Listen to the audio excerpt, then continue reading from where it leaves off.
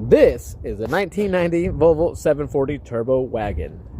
This is a 2014 Hyundai Accent. We're currently trying to find this exhaust leak that we got going on, and the way that we're going about that is by hooking up a leaf blower to the exhaust, and then we're going to take soapy water and spray it on all the joints here. So on the catalytic converter, on the exhaust manifold.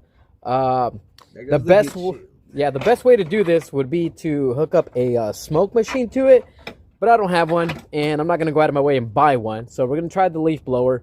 If that doesn't work, we're going to try a shop vac, blow it out instead of vacuuming, and just see what happens. Because at the very worst, we'll find something out, hopefully, and we'll go from there.